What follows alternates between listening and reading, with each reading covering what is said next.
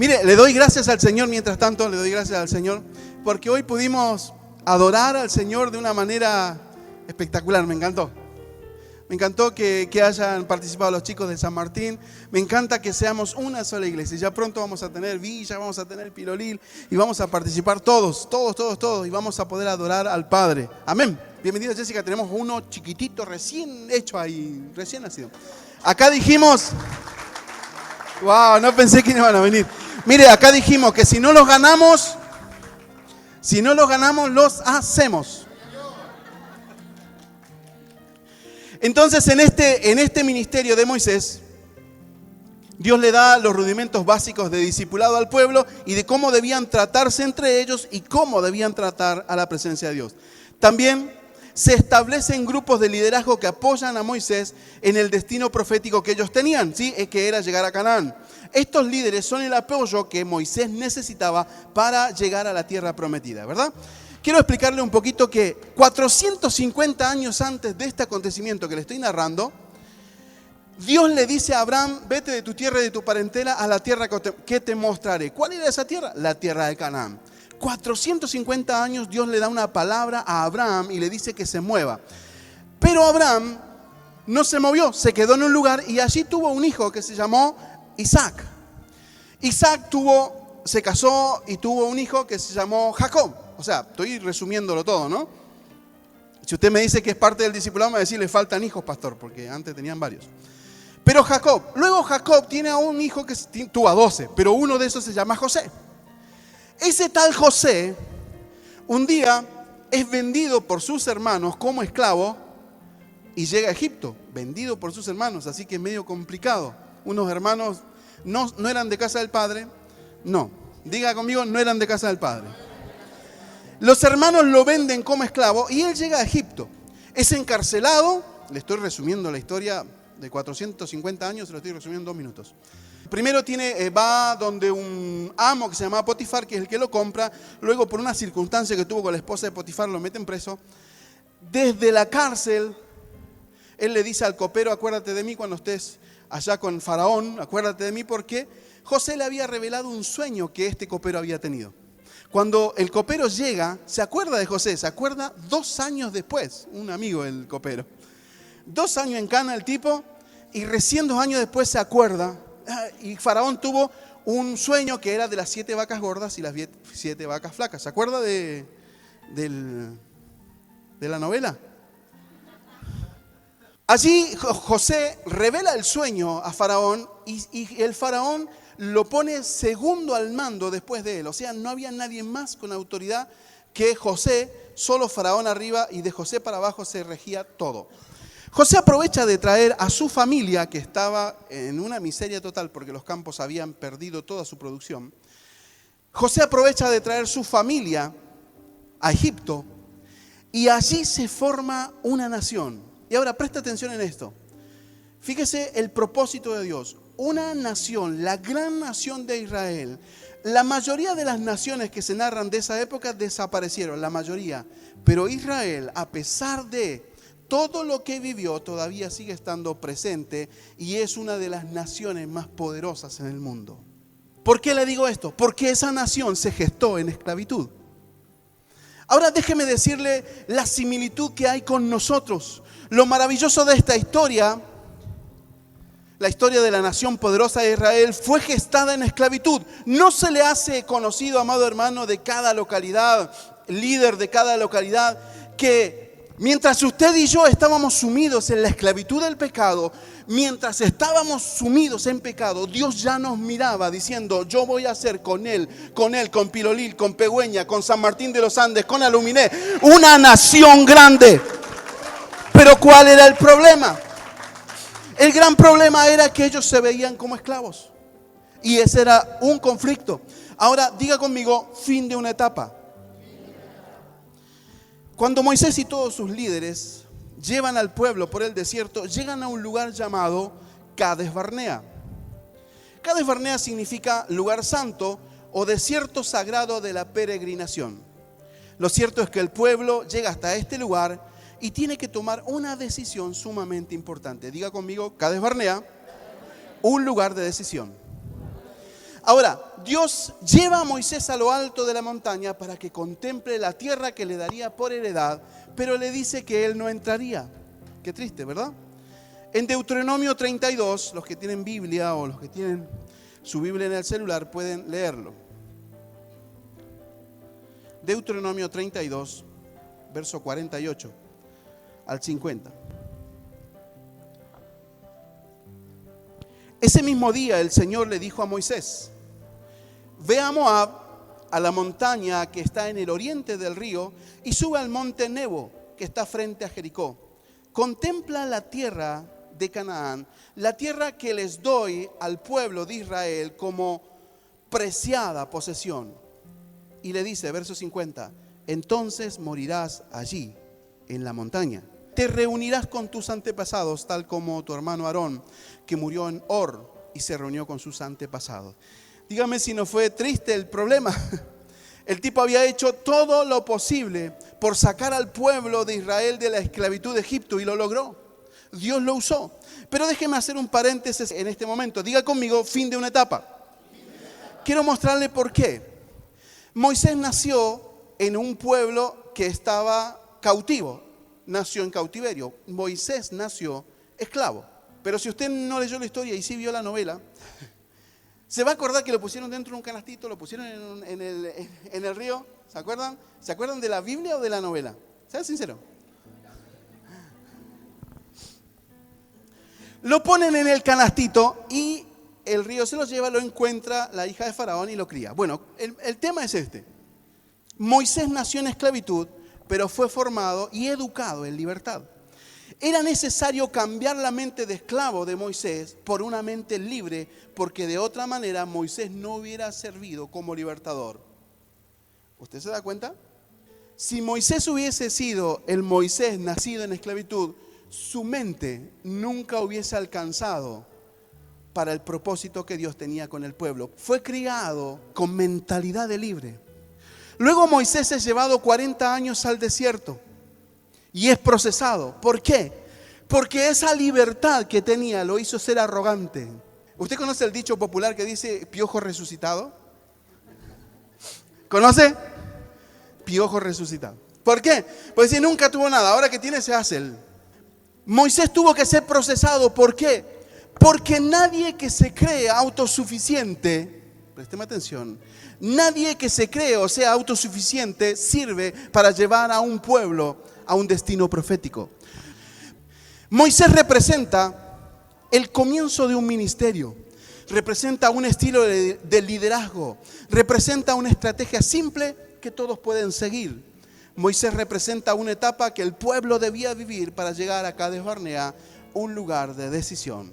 Diga conmigo, comienzo de una nueva etapa. Deuteronomio 31, 2, 3 dice: yo tengo 120 años, dijo Moisés, y ya no tengo fuerzas para andar de un lado a otro. Además, el Señor me ha dicho que no cruzaré el Jordán. Pero el Señor, su Dios, marchará delante de ustedes. Al paso de ustedes destruirá estas naciones para que ocupen su territorio. Josué irá al frente de ustedes como jefe, tal como lo dijo el Señor. Josué representa una nueva estrategia dentro de una misma visión. Diga conmigo, una nueva estrategia. Dígalo fuerte, una nueva estrategia dentro de una misma visión. La visión era que el pueblo llegara a alcanzar la tierra de Canaán. Era la bendición, su propósito. Dios utilizó a Moisés en un momento y Moisés llegó a su límite. De hecho, él mismo lo dice, tengo 120 años, ya no estoy para andar de aquí para allá. Por eso Dios trae a Josué y le pone a Josué al lado. Josué representa una etapa nueva, una estrategia dentro de la visión. Representa un liderazgo de conquista. Esta nueva etapa de conquista no significa que abandonaremos las cosas simples del liderazgo o del discipulado sencillo, pero aunque el liderazgo sea multifacético, siempre tendrá una actitud de conquista. Note esto. A partir de hoy hay un antes y un después en la iglesia del Nazareno, Casa del Padre, zona cordillerana. Hoy hay un antes y un después. Hasta aquí el Señor nos proveyó del maná. Hasta aquí el Señor nos proveyó de las cosas simples, de los rudimentos fáciles. Pero hoy la iglesia se prepara para avanzar y alcanzar mayores posesiones. Porque antes el maná caía del cielo, pero solo era maná. Hoy el Señor le está diciendo, vas a entrar a la tierra, vas a poseer la tierra, la vas a cultivar y te va a dar fruto. Y eso es lo que estamos viviendo hoy. Iglesia amada, líderes de la iglesia del Nazareno, Casa del Padre, sepan que la transición que hay entre Moisés y Josué es lo que nos está alcanzando a nosotros en esta noche. Y se lo explico de otra manera. Diga conmigo, crucemos al otro lado. Acá estamos en la primera instrucción que Dios le da a Josué como líder. Y esta es la instrucción también, la primera instrucción que Dios le da a la iglesia del Nazareno, Casa del Padre, en esta nueva estrategia dentro de la misma visión. En este momento, Dios le habla a Josué. Josué capítulo 3, y si lo puede buscar por favor, y alguien puede seguir para que corrobore lo que voy a leer. Perfecto, dice, a la mañana siguiente Josué y todos los israelitas salieron de la alborada de acacias y llegaron a la orilla del río Jordán, donde acamparon antes de cruzar. 3 días después, los jefes israelitas fueron por el campamento y dijeron al pueblo las siguientes instrucciones. Diga conmigo, las siguientes instrucciones. Y antes de continuar la lectura, yo les voy a pedir, por favor, si los encargados de obra de cada lugar pueden pasar y se queden paraditos acá. Yo sé que hace calor de este lado, cada uno con su esposa.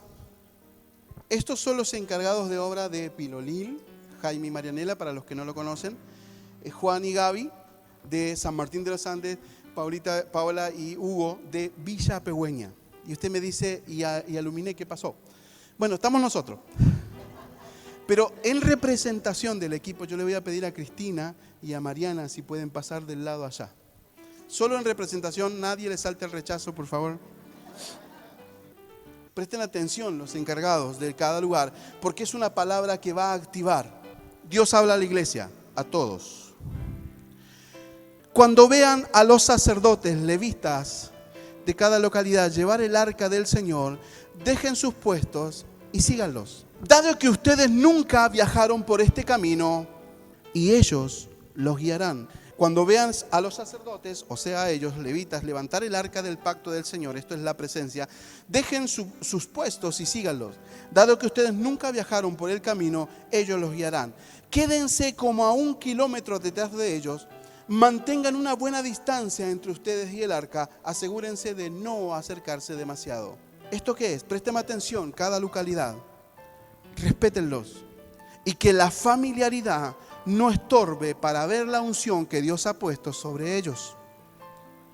Por otro lado, y sumamente importante, respeto por la presencia de Dios. Presten atención. Entonces Josué le dijo al pueblo, y esto le estoy diciendo en esta tarde a la iglesia: purifíquense, porque mañana el Señor hará grandes maravillas entre ustedes. En otras palabras, Dios nos dice, a partir de hoy, yo les doy el territorio donde ustedes están pisando. ¿Usted me entiende?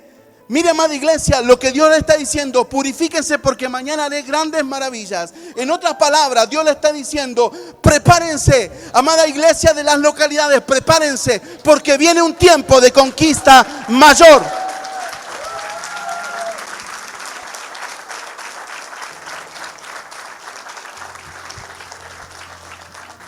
Ahora Dios habla a los representantes de cada lugar.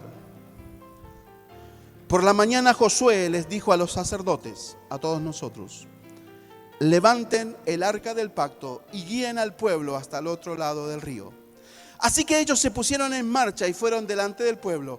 El Señor le dijo a Josué, a partir de hoy empezaré a convertirte en un gran líder a los ojos de los israelitas. Sabrán que yo estoy contigo, tal como estuve con Moisés. Dale las siguientes órdenes a los sacerdotes, a los que están aquí. Cuando lleguen al otro lado del río Jordán, den unos 4 pasos dentro del río y deténganse allí. ¿Qué son los 4 pasos? Diga conmigo, 4 pasos. Esta etapa que la iglesia comienza a vivir ahora, amada iglesia, es una etapa fundamentada en los 4 evangelios. ¿Por qué? Porque los 4 evangelios narran la vida y obra del Señor Jesús. Sígame con la lectura, por favor. Verso 9. Entonces Josué le dijo a los israelitas: vengan y escuchen lo que dice el Señor su Dios. Hoy sabrán que Dios, el Dios viviente, está entre ustedes. Sin lugar a dudas, Él expulsará a los cananeos, a los hititas, a los heveos, a los fereceos, a los gergeseos, a los amorreos, a los jebuseos, de delante de ustedes. Miren el arca del pacto que pertenece al Señor de toda la tierra. Los guiará a cruzar el río. Note que no dice, miren a los referentes. Dice, miren el arca del pacto que llevan ellos. Ustedes no presten atención en los referentes. ¿Sabe por qué? Porque los referentes nos podemos equivocar, podemos fallar. Pero si usted tiene puesta la vista en ellos y ellos fallan, usted cae. Por eso el Señor le dice: ustedes pongan sus ojos en el arca, pongan sus ojos en la presencia de Dios que está en ellos. Dice así, le habla a los líderes de los lugares. Elijan ahora a 12 hombres de las tribus de Israel, uno de cada tribu. Y esto es, amados líderes, formen un equipo. Note que el Señor le está dando todas las instrucciones para lograr que la iglesia siga avanzando. ¿Y por qué esto pareciera una reunión de líderes? ¿Pero por qué se lo dice a toda la iglesia? ¿Por qué lo estamos haciendo con toda la iglesia? Porque la iglesia es la que va a conquistar. Los sacerdotes llevan el arca del Señor, el Señor de toda la tierra. En cuanto sus pies toquen el agua, la corriente del agua se detendrá río arriba y el río se levantará como un muro. Y esto es, en cuanto comiencen a caminar bajo la visión y bajo la presencia del Señor, en cuanto comiencen a moverse y empiecen a pisar el agua, que parece ser una gran crisis, cuando ustedes pongan su pie, el agua comenzará a abrirse. Es el mismo milagro que sucede cuando se abre el mar. ¿Usted se da cuenta? Lo que primero Dios le dijo a Moisés: levanta la vara y dile al pueblo que avance. Lo que Dios le está diciendo ahora, directamente, carguen mi presencia en ustedes, comiencen a caminar, porque a medida que caminen, el agua se va a comenzar a abrir. Entonces los israelitas salieron del campamento para cruzar el Jordán. Los sacerdotes que llevaban el arca del pacto iban delante de ellos. Y era temporada de cosecha y el Jordán desbordaba su cauce. Por eso, en cuanto los pies de los sacerdotes que llevaban el arca tocaron el agua a la orilla del río, el agua que venía río arriba dejó de fluir y comenzó a amontonarse en una gran distancia entre ellos, a la altura de la ciudad llamada Adán, que está en Zaretán. El agua que estaba río abajo desembocó en el mar muerto hasta que el lecho del río quedó totalmente seco. Después el pueblo cruzó cerca de la ciudad de Jericó. Verso 17.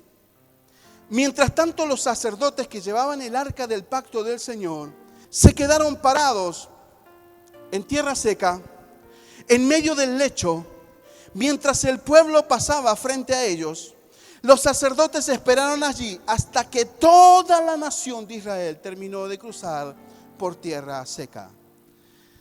Los sacerdotes nunca deben abandonar la visión, que es cuidar al pueblo para que llegue ese pueblo a una heredad. Avanzar en la conquista de la evangelización, esto implica nuevas estrategias dentro de una misma visión. ¿Sabe cuántas personas había allí? ¿Cuántos israelitas estaban en Cades Barnea a punto de cruzar?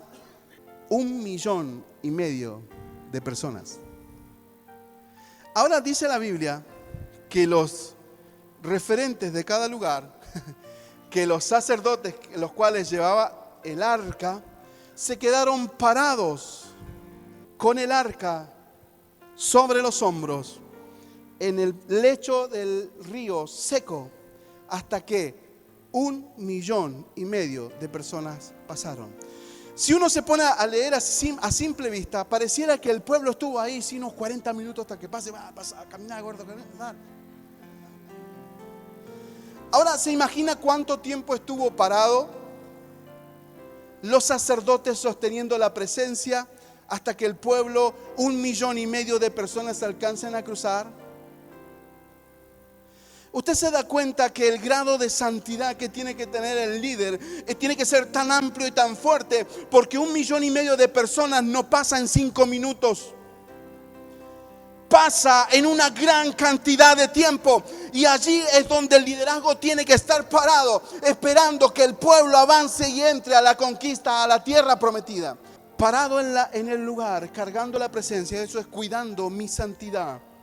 Cuidando que la presencia de Dios no se vaya de mi vida, para que todos ellos alcancen la heredad que Dios tiene para cada uno de ellos.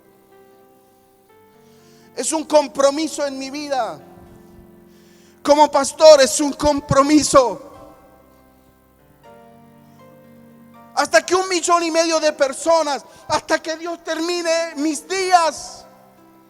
Y Dios comienza a agregar un templo 10 veces más grande que esto, lleno de cada localidad. Y cada una de esas que se sumará. Y habrá más referentes aquí. Y cada uno tendrá que guardar su santidad, para que cuando el último que venga a tu vida pueda alcanzar el propósito. Diga conmigo, una nueva transición.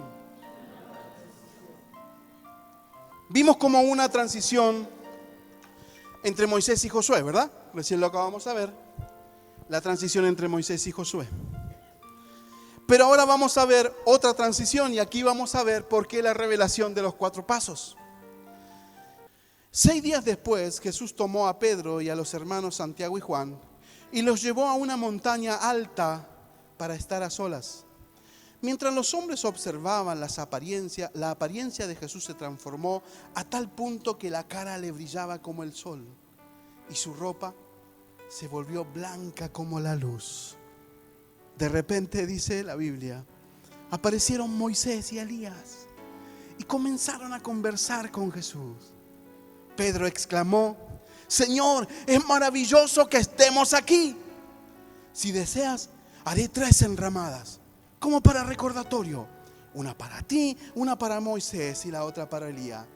No había terminado de hablar cuando una nube brillante los cubrió, y desde la nube una voz dijo: Este es mi Hijo amado, quien me da gozo, escúchenlo a él. Los discípulos estaban aterrados, cayendo rostro en tierra. Verso 7 dice: Entonces Jesús se les acercó y los tocó y le dijo: ¡Ay, levántense! No tengan miedo. Presta atención al verso 8. Cuando levantaron la vista, Moisés y Elías habían desaparecido y solo vieron a Jesús. Diga conmigo, solo vieron a Jesús. Dijimos que nos pararíamos en los 4 evangelios que hablan de la vida y obra de Jesús. Pero ¿qué tiene que ver el profeta Elías y Moisés? La respuesta es muy sencilla, amada iglesia. Elías y Moisés representan la ley del antiguo pacto. Recordamos que el antiguo pacto estaba sustentado por Dios a través del liderazgo de Moisés como sacerdote, como imagen sacerdotal, y Elías como profeta. La imagen del verso 7 me muestra que ya no vieron a Moisés, a Elías, sino que vieron a Jesús. Esta figura representa la transición, como fue lo que sucedió entre Moisés y Josué. Esta vez la transición es entre la ley y la gracia, de tener que pagar el precio de mi pecado. Ahora yo vivo por lo que Cristo hizo en la cruz del Calvario. Él pagó el precio por mi pecado. Ahora, amada iglesia, esta transición que comenzamos a dejar atrás, de juzgar quién está bien y quién está mal, quién puede y quién no puede, la visión de nuestra iglesia, la estrategia que vamos a meter dentro de la visión es que no hay discriminación de personas. Mire, y hace escasos días alguien me preguntó: pastor, yo creo en el aborto y estoy de acuerdo. ¿Puedo ir a su iglesia? Claro. Me eché en contra varios, pero Dios no me mandó a juzgar ni su sexualidad, ni me mandó a juzgar lo que hagan. Darán cuentas delante de Dios por sus actos. Pero a mí me corresponde enseñarles que Cristo los amó aunque hayan abortado. La ley los hubiese juzgado, les hubiese dicho: tiene que morir porque mató a alguien. Es muerte porque mató. Pero la gracia dice: todo el que viene a mí, yo no lo echo fuera, dijo Jesús. Si viene como venga, hay que recibirlo y enseñarles los rudimentos sencillos de la palabra para que la persona pueda continuar. Juzgamos como iglesia a gente que está haciendo aborto. Usted, si mira a su costado, no lo haga, pero es muy probable que haya alguien que en algún momento lo hizo y nunca le dijo a nadie. Por eso, como iglesia, amados líderes, amada iglesia, Dios nos está marcando una nueva estrategia. Ama a todo el mundo, acéptalo así como viene. Y nosotros tenemos un eslogan aquí: eres bienvenido tal cual sos. Esta es la visión, amada iglesia. Ahora, lo que Dios nos está llevando a entender en esta nueva etapa, que está fundamentada en la gracia que fue derramada en la cruz. Usted me puede decir: pastor, pero entonces ya no más ley, o sea, ya no hay más mandamientos. Déjeme decirle que no, o sea, que sí, que están todavía. Antes era por obligación, lo tenía que cumplir a rajatabla. Hoy decido en cumplirlo por amor. ¿Usted me entiende? Esta es la base. Termino con esto. Josué 3:5. Entonces Josué le dijo al pueblo: purifíquense, porque mañana el Señor hará grandes maravillas. En otras palabras, amada iglesia, prepárense para experimentar el avivamiento espiritual más grande de tu vida. Lo más grande que has visto, prepárate para experimentarlo.